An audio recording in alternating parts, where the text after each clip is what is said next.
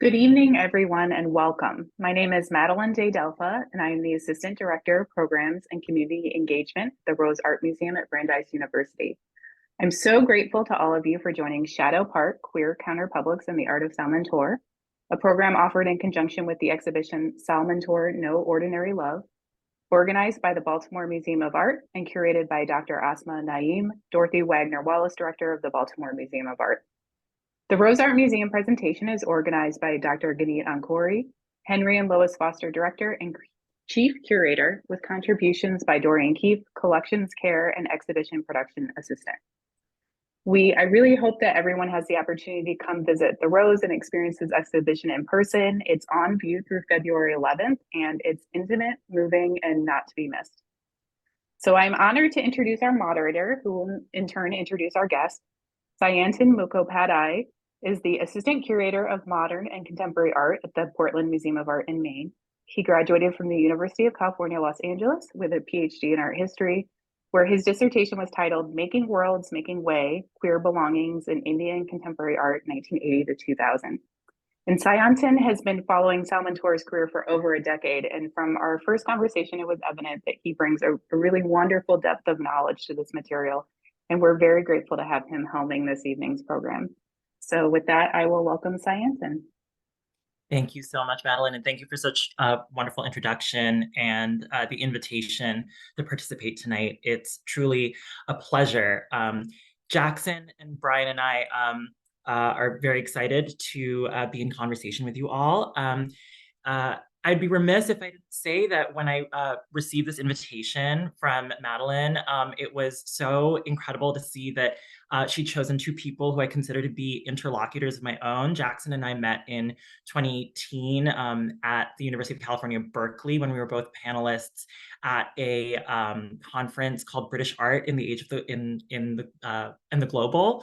And so to introduce Jackson. Jackson Davidow is an art historian, photography curator, and cultural critic whose writing has appeared in Art in America, Art Forum, The Baffler, the Boston Globe Magazine, Boston Review, Frieze, and the Los Angeles Review of Books. He's currently the John R. and Barbara Robinson Family Curatorial Fellow in Photography at the Harvard Art Museums. Davidow is completing a book about global AIDS, cultural activism, and is the co-curator of Christian Walker, The Profane and the Poignant, with Noam Parnas. A second exhibition, As the World Burns, Queer Photography and Nightlife in Boston, will accompany Walker's survey during its presentation at Tufts University Art Galleries. Welcome, Jackson. Brian and I had the pleasure of meeting over 10 years ago in Mumbai over bagels in Bandra. And Brian and I have been friends ever since, and someone who I really respect and admire in his own scholarship, and as someone who has really fed my own research. So I'm really delighted to be here with Brian today. Brian A. Horton is an assistant professor of anthropology at Brandeis University, where he is also affiliated with the Department of Women's, Gender, and Sexuality Studies, the Department of African and African American Studies, and the South Asian Studies program. His research projects broadly focus on sexual, gender, and racial minority subjects and the social worlds they build at the interstices of recognition and discrimination. Horton is completing a book on touch, queer ephemera, and the LGBTQ plus spaces in Bombay, India. So welcome, Brian. As Madeline said, Salman Toor's No Ordinary Love originated at the Baltimore Museum of Art, where it was curated by Dr. Asma Naeem. Since it went to Tampa and Honolulu before coming to the Rose Art Museum in Waltham. And I had the sheer pleasure of visiting on opening night to see this incredible exhibition come to life. In the Rose Art Museum's iteration, there are wonderful quotes that have been pulled from Salman himself that you will see in the exhibition as you walk through, and also sketchbooks by Salman. So you get a real insight into his process and practice.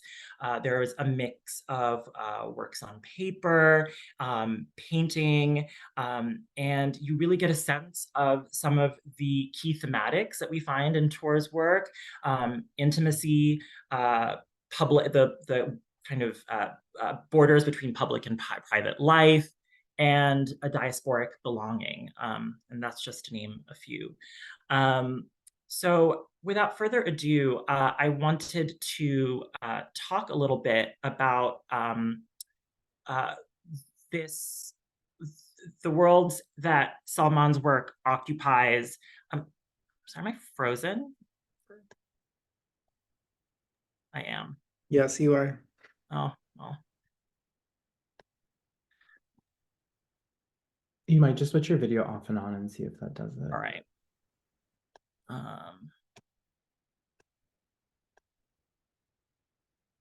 I apologize. Can you still hear me okay? Okay, well, I'll just keep going with, because I'm going to throw a question today. So we know Salman's work largely by, at least when I was first introduced to it many years ago, think of the portraiture and you think of intimate scenes, but in recent years, Salman has really moved into these scenes of outdoor life. And this notion of cruising has really emerged as both a topic that he addresses in the paintings themselves, but also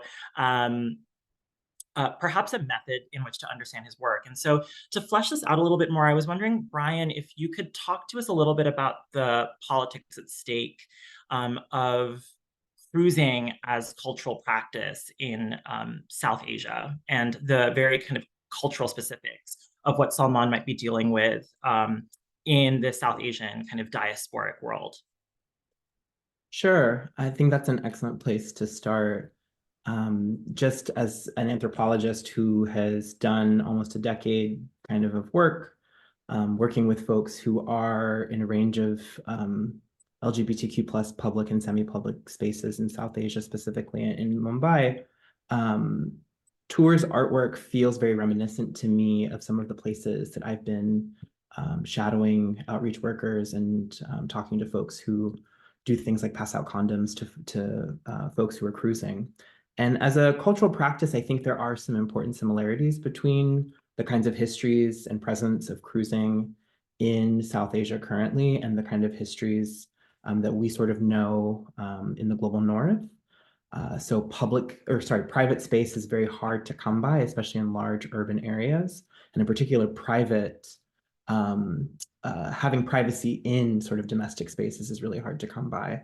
So there's a kind of inverse move outward towards the public as the place that people can meet and mingle. So in my own field work, places like parks or large kind of rotundas or circular shaped parks in public places are very accessible places for a range of folks from different social locations and backgrounds to be able to use to kind of access queer sociality, intimacy, and of course, obviously sex. And I think something that's important to note that comes across really beautifully in Toor's work are the ways that those public places are not, despite being so open, are not as legible to the untrained eye. So you see it in quite a few of Toor's works, even some of the ones that are kind of popping up on the screen right now. The kind of speculative question, am I looking at friends? Am I looking at lovers? Am I looking at brothers? What am I looking at? Who am I looking at? And what is their relation? And I think that series of questions is important, not just to kind of sustain the secrecy and privacy of the spaces that people occupy when cruising, but I also think it's a generative question for thinking about the queerness of relationality, the kind of queerness of accessing public spaces, and more importantly, the kind of queerness of self-presentation, to not be easily legible, to not be easily readable. And so there's a beautiful connection, I think, between Toor's work and the kind of broader work that I've sort of done in my own kind of field work in South Asia. I can say more, but I think we're short on time, so. Oh, I think we also lost Sai. Yeah, sorry about that. He jumped off just to get back on the video. It's okay. Sorry. I can kind of volley here just because I know that the kind of question that Toor's work raises is how we might think cruising methodologically. So in anthropology and in social science, it's obviously the kind of image of the sort of social scientist or flaneur who kind of moves through space aimlessly or wanders. And in fact, wandering is actually an analytic that queer theorists of South Asia have actually taken up. But it would be interesting to hear from you, Jackson, about how cruising as a method, as an analytic, has kind of been important for art in particular. Thank you, Brian, and thank you, Madeline. And I hope that Sayantan is able to join us soon. It looks like he's here. Brilliant. So sorry about that. We are back. I So don't just know to, what left to you guys. just to catch you up, Brian kind of posed really beautifully the question that you were going to pose to me about cruising within the discipline of art history. I think that it's been something I've been considering a lot. What's the difference between an art history of cruising and what about cruising as an actual method within the discipline? And I think that since the early 2000s, several different art historians have kind of been utilizing it within their work. A lot of them are coming from kind of Euro or American, frameworks. John Paul Rico is an important figure. More recently, Fiona Anderson has written quite a lot about cruising as an actual art historical method as well. I think that for me, as someone who, like you, Sayantan, has an academic art historical background, I've been critically reflecting more on what cruising can mean and what about it as a curatorial practice, for example, or in the realm of criticism. I think there's something about academic models that cruising resists, and it can be sometimes challenging for me to frame my work when I feel that it's distinctly queer within these sorts of frameworks. I think of cruising as a pedagogical project. I think of it as something that's inherently intergenerational, one that is encouraging connecting with others as a way of forming relationships, of being in dialogue with different people. And this is how I think about curation. This is how I think about criticism, as a way of making connections that might not normally be made. Also, just as a way of being in dialogue with histories and with ghosts in particular, with sitting with ghosts, cruising as a form of mourning. Oh, I'm echoing all of a sudden. But one that's laced with desire.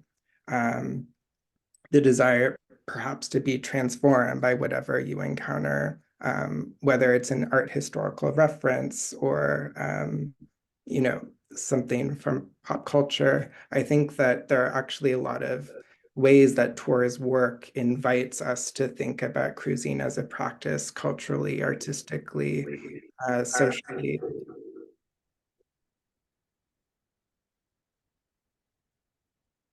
And I'll end there unless you wanted to follow up. Is my internet connection okay? Okay.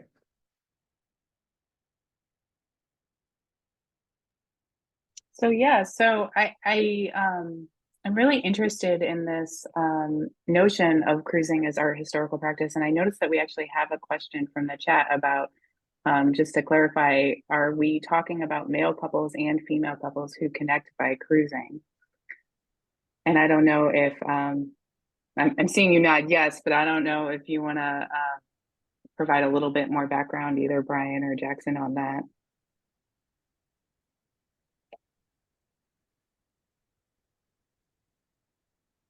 Well, I'm happy to start. I think that in art history, it's a very traditionally like white and masculine sort of discipline. And I think that a lot of queer articulations of art history have kind of arisen from those particular subject positions. But I think that cruising has been embraced by a lot of different practitioners of art history, by a lot of different artists and community members who have a larger spectrum, who occupy different spectrums of identity, including, of course, people who are trans. It's a practice, it's a term that several disparate groups and scholars too have kind of grasped onto, I think, within varying literatures. And I would also mention, I think I forgot to say before, that there is a growing, vitally important body of art historical scholarship written from, a queer South Asian perspective that has also embraced cruising as a framework. And I would say that Sayantan is one of those scholars and critics. I'm not sure. Can you hear me okay? I know my video is not on. I can hear you, yes. Okay, great. Thank you. I really appreciate that. Later, I think we're going to talk about other South Asian antecedents, people like Bhupen Kakkar or Sunil Gupta, who I know you've also worked on, Jackson. These are people who are very much invested in cruising as, again, both form within and kind of subject within their images. Like you see here in Bhupen Kakkar's You Can't Please All from 1981, we see a portrait of the artist himself on this balcony overlooking what we can suppose is his native home of Baroda. And he's kind of surveying the world go by. But one might even suggest that the subject himself is enacting kind of a form of cruising, looking across the world in his images, creating worlds through this process of looking also. But for our historians, cruising can also become a method, a way of reading works. And so I think, it's a very fertile place to think about what the possibilities of looking are when we're looking at these kind of queer images.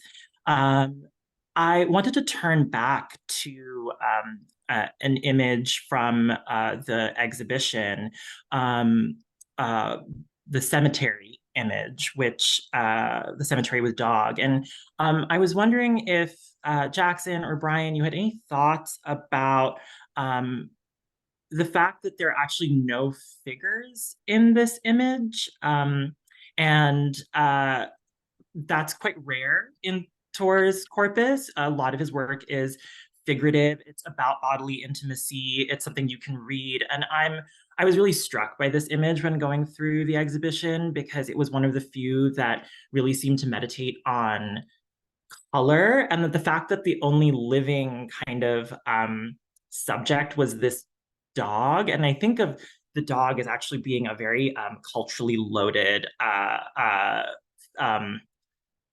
kind of signifier or sign rather in South Asian culture, South Asian Islamic culture even. But I wondered if Brian, Jackson, you had any thoughts about what's at stake in an image like this, where there are no people to be seen. What is there a cruising to be enacted here potentially? Sure, I can hop into this one. I think to add a little bit of context, typically, as I understand it, dogs are usually sort of imagined in South Asia as not always the best omens, especially because they tend to frequent cemeteries.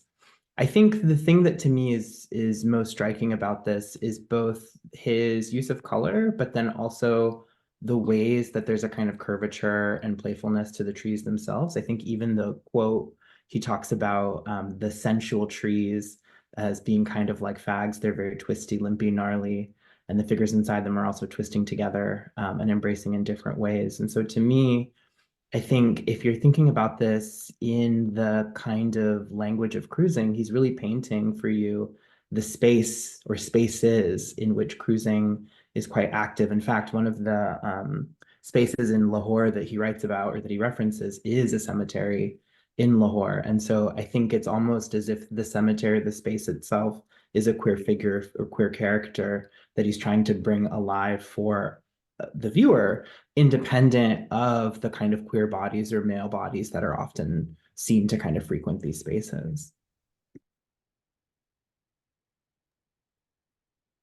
I think that I love the line that trees are kind of like fags, and I was thinking more about that, as well as just the fact that so many of his works are allegories, and thinking of fags as, you know, like a derogative term for the homosexual or whatever. But also, I think etymologically, if I'm not mistaken, it comes from, you know, like twig, or a bundle of twigs or something. And so in a way, perhaps one could read this painting as like an allegory for the scene of cruising. I'm interested in twigs as something that's occupies a space between the living and the dead in a way. This entanglement of sex and death is interesting. There's something about how a twig is something that's abject or able, you know, just something discarded, but it's also it's something that's romanticized too, particularly within many European histories of art. It's something that is a motif, I think. So there's a lot that's going on there that speaks to questions of desire and entanglement. Thank you so much. And you know, if Madeline, if we could go to the next image, I am led to from kind of the more landscape or less figurative, more ambient environmental images, thinking about something like this image, Black Lawn from 2021, which is somewhere in between, where there are hints of kind of private outdoor scenes. You could see on the right-hand side of this image, but also something that bleeds into something perhaps more public or more open, or somewhere that's closer to kind of a park. And you see that in the front with these two lovers who are entangled. When I see this scene, you know, most of my time in South Asia are in the cities of Mumbai, Delhi, and Kolkata. And I'm sure, Brian, you'll agree that even though this scene takes place in what I presume to be Lahore, there is something extremely identifiable about this image. It looks like a beautiful kind of manor in northern India. Delhi has a lot of scenes like this. And it is a very common kind of social practice to gather, throw house parties, where you'll invite your extended family, your relatives. And here there is a kind of breakaway from the folks who are gathering back in, say, the garden. They've kind of run away to be together in this kind of covert yet open location. And I was wondering, Brian, if you could maybe talk about the kind of public-private and how that plays out in queer South Asia. Where are the spaces one can be? Where are the spaces one can gather? And Jackson, kind of pursuant to that, if you wanted to talk a little bit about public-private more broadly in terms of queer art histories. So I think this is such an apt image of the ways that the threshold between public and private are not as discrete, I think, as they're often imagined in kind of Western sort of social theory, but also maybe even kind of cultural practices. So the ways that these zones kind of butt up against each other. And I think one of the words that's really on the table is the word ephemera, which is important to my work. And it's part of what I'm trying to think through is how do people make space that is temporary and that is fleeting and that is perhaps momentary. And this kind of gets at the question that's in the chat about how do we think of cruising as a thing that resists academic practice. And I think even this image gives me pause because I'm trying to speculate what I'm looking at. I see a dinner party, but then you're looking at these two figures in a tent and you can't tell, kind of to the point I made earlier, what exactly their relationship is. And what are the grounds from which we would theorize that relationship? Is this a sexual relationship? Are they friends? Are they brothers? Are they lovers? Are they just companions? And so part of the reason why I think, to Jackson's point, things like cruising resist easy academic theorizing is because cruising is, on the one hand, ephemeral. It's a thing that can be the flash of a smile, the flicker of a wrist, the movement of a body in public space. But then on the other hand, it induces in us a sense of speculation without a clear evidentiary ground. So even though I'm looking at an image that to me seems like, oh, these could be two lovers making space, right, in the kind of thresholds between public and private, I don't actually know. Right. And if we think about academia as a thing that is predicated on knowing, that is predicated on evidence, that is predicated on a kind of, I guess what we would call positivist, right, a sort of scientific method approach. There's a hypothesis, a problem, a methodologically kind of grounded quandary, and then, you know, obviously results. That in many ways, the things that cruising compels us to think about don't fit into the kind of neat scientific boxes that academic theorizing is often predicated on. And I think one suggestion that jumps out to my mind is Jose Munoz's notes on ephemera as evidence, right? Which is the kind of classic essay that gets at some of the problems when thinking about queer intimacy or cruising as things that we can take back to academia to sort of think with and talk about. And I hope that kind of answers both your question, Sai, and the kind of question that was in the chat.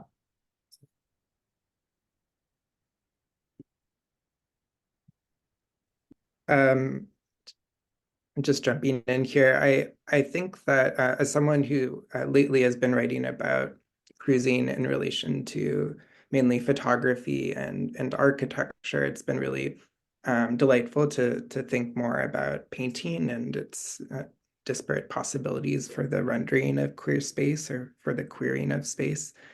This isn't, you know, something that a photographer could capture, right?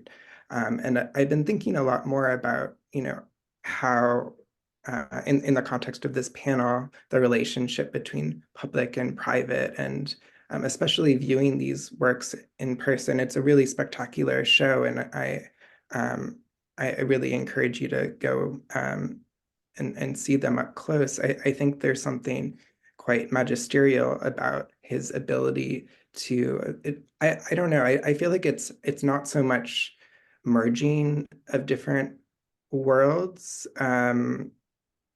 or like the worlds bleeding into one another. There's more like almost a pulling apart, something that is an opening up perhaps of different worlds for queer speculation, for queer possibility. I think that's how I've been reading these sorts of really complex compositions that, again, there are other artists, especially younger queer painters who perhaps we'll talk about later, who are doing similar things aesthetically and formally.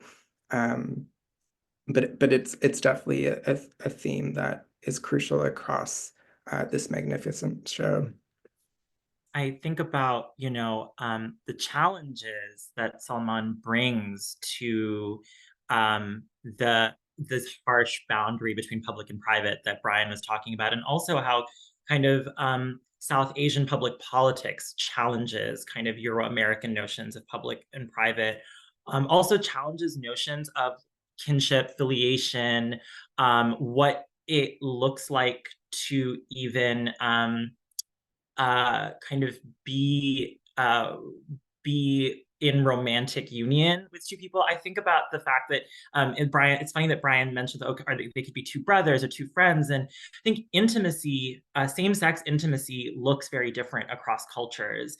And I think something to note, oftentimes in kind of South Asian culture, intimacy between two men will be coded as queer to people reading it maybe from a Euro-American kind of lens, but really it's actually just friendship, or maybe what we think of as friendship is too narrow here, you know. I think that and there are kind of romantic and sexual intimacies embedded in friendship and I think you see a lot of those tensions, those translations or mistranslations in Salman's work. And I think his perspective as someone who has lived across cultures, between cultures, is negotiating both the kind of weight of belonging to South Asia and also the weight of belonging to this kind of broader queer global culture. All of that is being kind of navigated in these works. And I think that Black Lawn is a great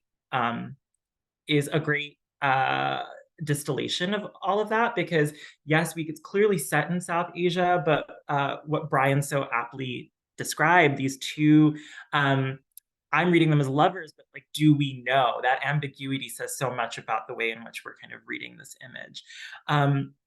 So these images in the Rose Art Museum occupy a kind of the same space as what I think tours we've come to know tour for these kind of intimate scenes, interior scenes of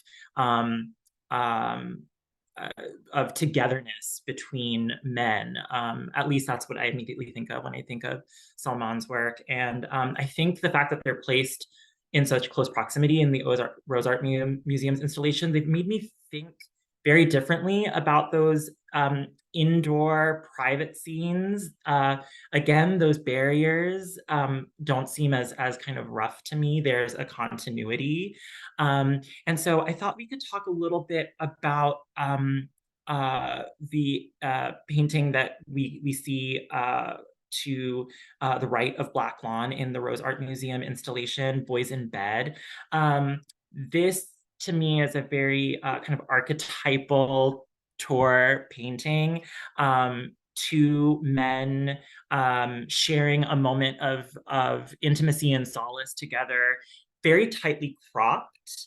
It doesn't give you the same kind of feeling of space as the previous images do. But I was wondering whether you might be able to talk, Jackson, about what an image like this might say about kind of interiority, domesticity, spaces of the home, and what challenges images like this might bring to queer art histories.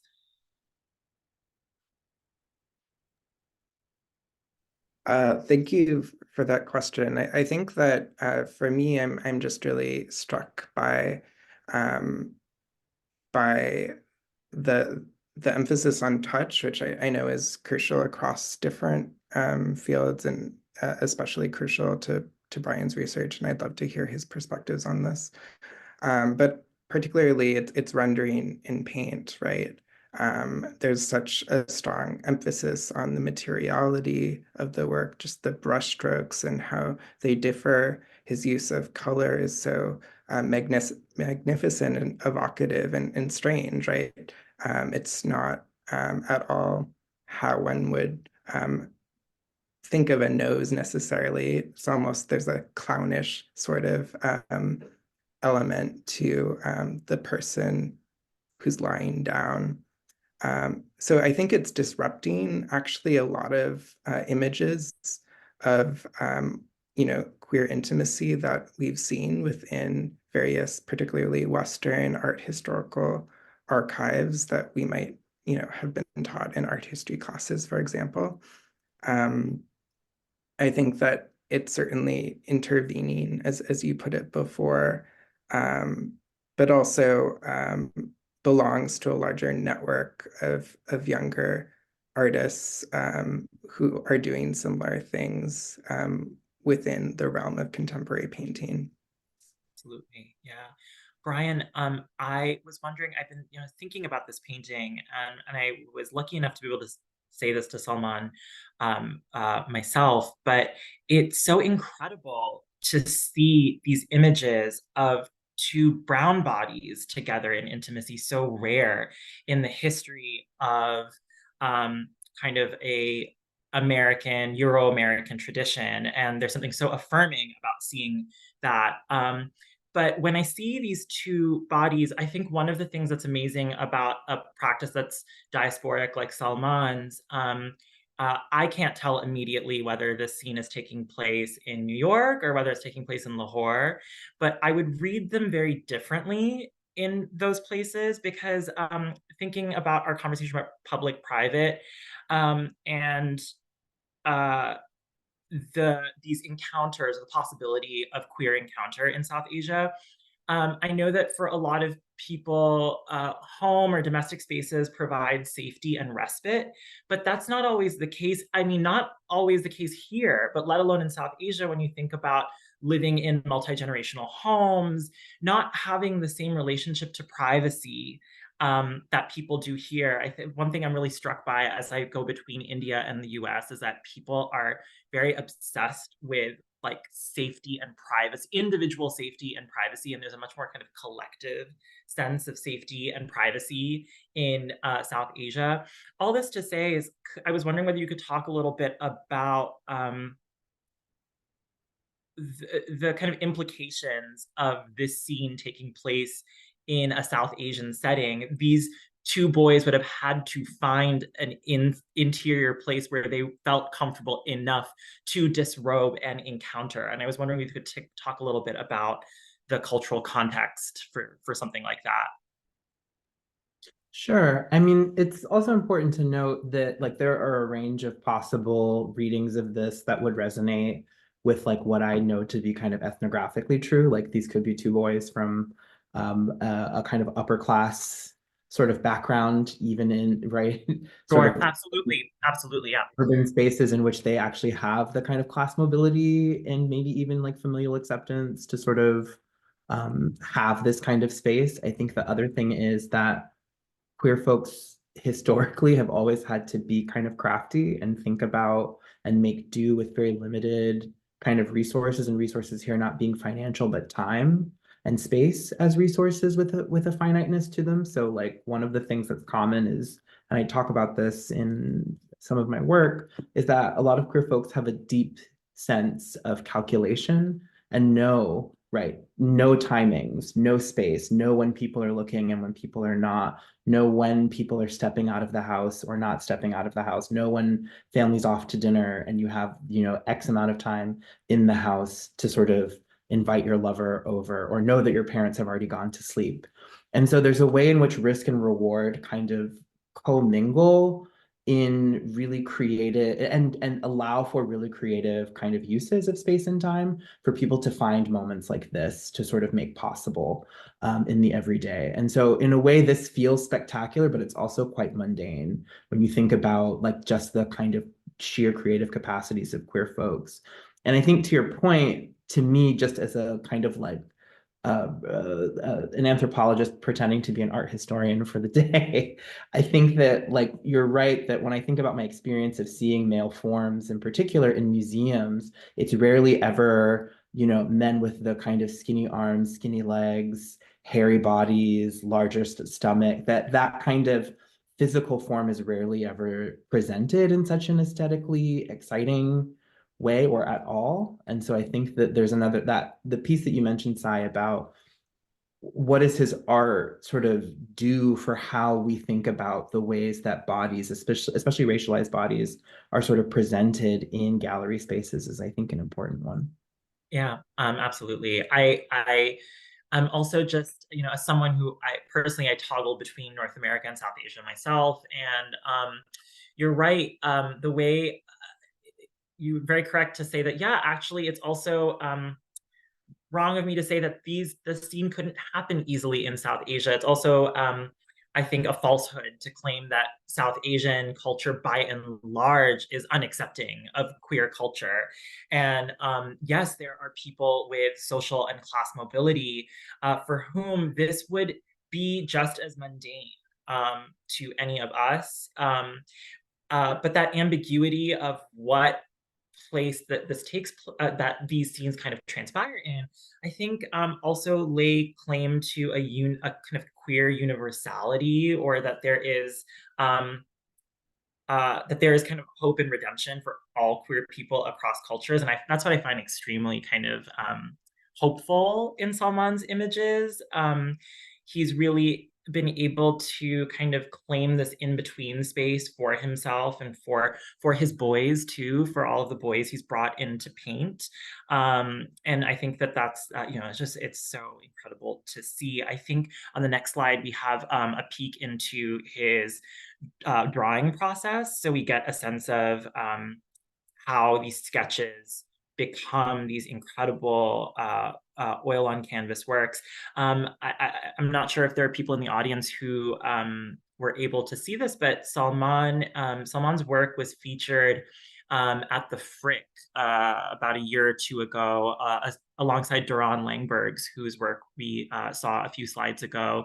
Salman and Duran, two queer artists working in New York, who are really, I think, I see as kind of being at the helm of this resurgence of queer figuration or a resurgence of figuration in American painting, but with queer subject at the front and center. And all this to say, Duran and Salman's work, you see this trans-historical conversation taking place in terms of their handling of paint, the kind of Vermeer quality that is present in their use of light, but to see these kind of queer subjects treated with that same detail and care and attention, they're again something I find extremely hopeful, embedded in a lot of that. And of course, that's not to say that Salman's work is kind of emerged out of a vacuum, right? And so I've discussed already Bhupen Kakkar, whose work we'll see on the next slide. Bhupen Kakkar, to give a little bit of background, only because, and not to take on too much of the discussion and not to steer, but Bhupen is someone who I researched heavily for my own dissertation, and he is really celebrated as the first openly gay painter in South Asia. And most of his work we see from the 80s and 90s deal with very openly kind of queer themes and queer erotics. And so this is somebody who lived and worked his entire life in India, and was kind of painting about the banality of daily queer life in his adoptive city of Baroda. Yes, Salman's work is incredible and pioneering, but there's kind of a legacy that he builds on. And Jackson, I know that you have worked on Sunil Gupta's photography, and so Sunil Gupta being a very key kind of a photographer of South Asian descent, who's lived now across continents, who is also a part of this lineage. So I was wondering, Jackson, whether you could maybe talk about Sunil's work and what some of the kind of comparisons you can draw between Sunil's investments and Salman's. Yes, thank you. I think that aesthetically it's very different, as you can see, just like the stark contrast with the images we have up right now. But there are a lot of conceptual sorts of ways in which Toor's work belongs in a genealogy that includes Sunil Gupta, who, as you said, he's actually Canadian, but from Delhi, and also lived in New York and has been based in London since the 70s. This is a series called Christopher Street from 1976, and it's one that's kind of reemerged a few years ago. But it's a kind of groundbreaking project about cruising. Remarkably early, of course, other people were documenting this in a street photography type of way. But I think it's important to show this transnational cosmopolitan sort of network in which Sunil Gupta operated, and one in which Bhupen Kakkar also, who spent a lot of time living in the UK, for example, and was widely connected across art worlds, also belonged in. And I think we can situate Toor very much within a contemporary art world in the same exact way. Sunil Gupta also made a series that is called Exiles from 1986, and it was one of the earliest projects that dealt with the emergent HIV/AIDS crisis in the British context. And this is a series that he made over the course of the it was based on conversations he had with men who were cruising in front of medieval monuments in Delhi. And he made recordings too of them and kind of created this series. He knew a lot of these men, by the way, and used juxtaposed image and text, and the text had to do with this idea of a white American coming to Delhi to kind of spread the gospel of, AIDS education. So it's a very interesting work and was mainly displayed in London, as well as other places in the West in the 80s and early 90s. But I think that you can see, a sort of resonance within Toor's work of cruising, even though this is, decades before and in an entirely different medium. Thank you, Jackson. Brian, I was wondering whether you could speak to a little bit this practice that you see here, maybe in Sunil's work, of the monuments or these kind of important historic sites or places where queer men might converge, how they might be different in the South Asian context to North American context. I know also on the previous slide that we had with Salman's work, Walking Together from 2019. When we were talking before, Brian, you had a really lovely reading of this where you could maybe imagine this taking place in a South Asian city, and with the touch again that we see, this kind of electric touch in the center. If you could maybe talk about how these encounters might transpire. I know it was a big part of your kind of ethnographic research when we met all those many years ago about how men met men in South Asia. And I know that we talked a lot about the boardwalk in Mumbai along the water. But if you could talk a little bit to the spaces and maybe Sunil's work, but also the spaces where something like this might transpire in Pakistan, and how that might come about. Sure. I mean, I think some of it is that it is in a way random, but not. And I say that not to obscure the question, but just to say that in some ways to be in public space is to open your body up to multiple kinds of touch, good, bad, comfortable, uncomfortable, erotic, and so on. And I think that to kind of start backwards, this scene to me is so reminiscent of things I would see walking around with people that I was doing field work with. I remember one instance where a particularly effeminate outreach worker that I was shadowing was being, I want to use the word flirted with, but it also felt like accosted by these kinds of very aggressive, straight presenting kind of cis men. And it turns out there was this whole kind of torrid love affair between my interlocutor and the people who were sort of flirting with her in public in the middle of a crowded street in these very kinds of aggressive physical ways that involve touch. And I think that that scene to me feels obviously not in the same mood as this painting, but like similar kinds of things happening. And to the slide with Sunil's work in front of the monuments, I'm not an expert on Delhi, but my understanding is that in Delhi, many of the parks that exist, especially in the old city, are built in and around former monuments. And so there's a kind of collision between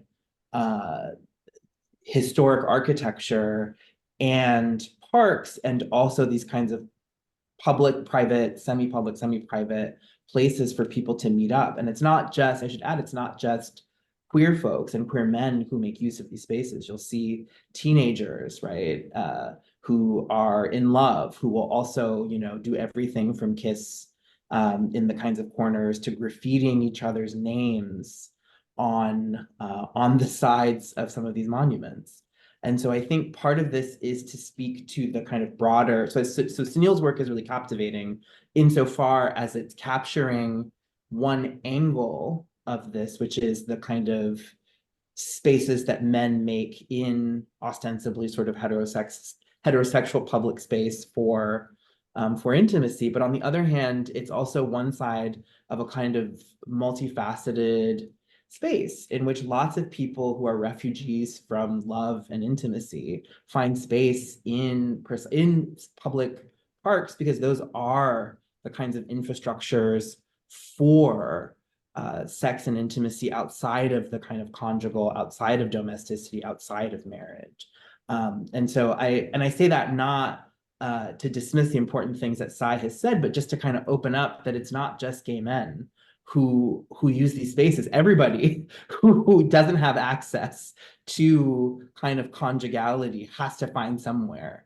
And these spaces are also iconic spaces too for folks who are engaged in intercaste or interreligious marriages as well. In fact, many of the sites and shrines in Delhi are infamous places for intercaste or interreligious couples to also find refuge, to meet outside of, you know, the kind of heavily surveyed caste, class, or religious networks of home.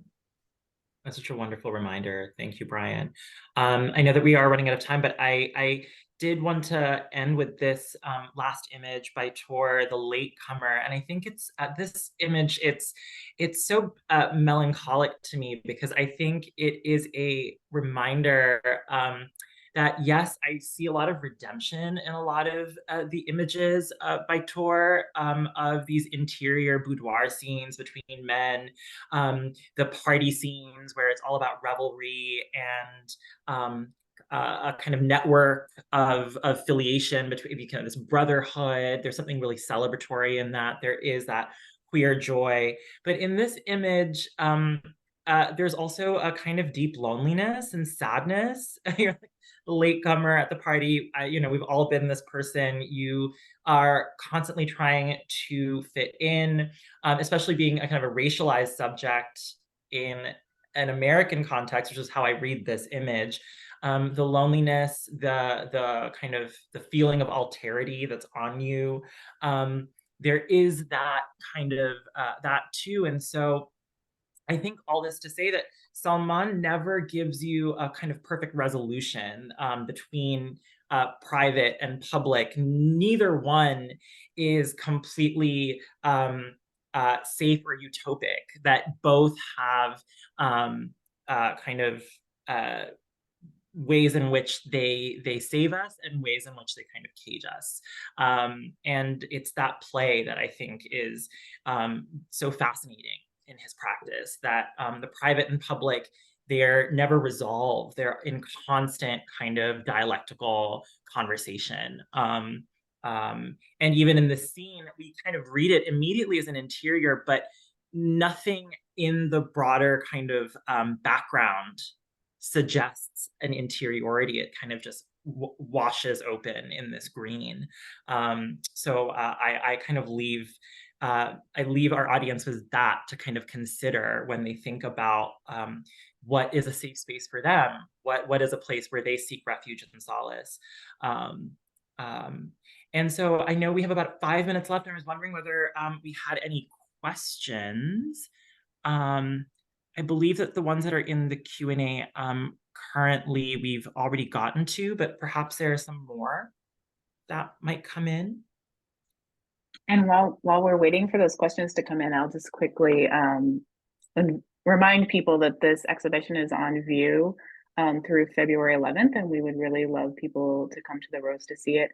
And the beautiful Boys in Bed painting that we discussed earlier is part of the Rose's permanent collection, thanks to a gift from Adam and Rachel Green. So that piece will be staying at the Rose, which we're very proud to have that in our collection. And I also wanted to let people know about some of the other upcoming programs we have to kind of delve into other aspects of Salman Toor's work. So we have a film screening of Joyland on January 18th, which is a beautiful Pakistani film that Salman Toor actually designed a poster for. So we're going to be screening that here at Brandeis. And then a talk from the Baltimore Museum of Art director Asma Naeem, Salman Toor's Brown Boys. And then finally on February 1st, our director and chief curator, Dr. Guinea Ankori, will be in conversation with Salman on February 1st. So we hope that you will go to our website and register for those programs as well. I wanted to start off the question by asking, because you ended, Sayantan, so wonderfully talking about that distinctive green palette. And, you know, Salman really does have a very consistent and distinctive use of color, you know, greens, browns, and some occasional blues that he uses throughout his landscapes and interior scenes and portraits. And so I was wondering if you could talk a little bit about sort of the significance of that palette and whether, you know, your reading of his use of those colors and what you think they signify for Toor.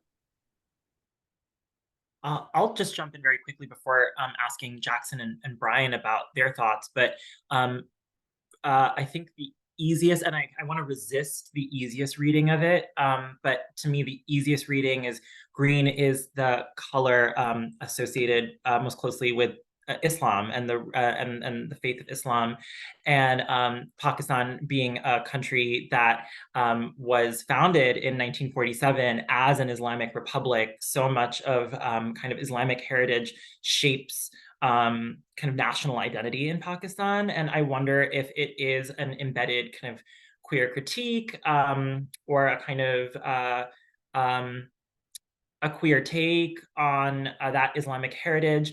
The reason why I say I resist it because it almost feels too easy, and I don't want to superimpose kind of cultural readings like that feel kind of too at hand. But I don't know if Brian or Jackson, you had any thoughts about the significance of green?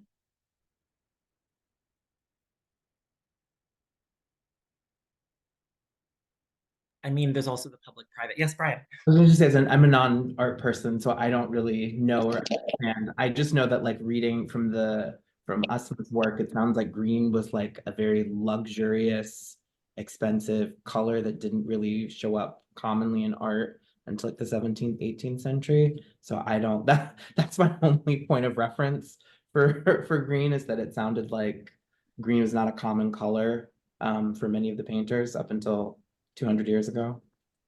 And I think someone talks about it being a bit like poisonous and toxic, and at the same time kind of velvety and luxurious. And I'm just wondering about that connecting to the sort of previous discussions about this sort of thrill and danger at the same time that we see in a lot of his landscapes and interior scenes.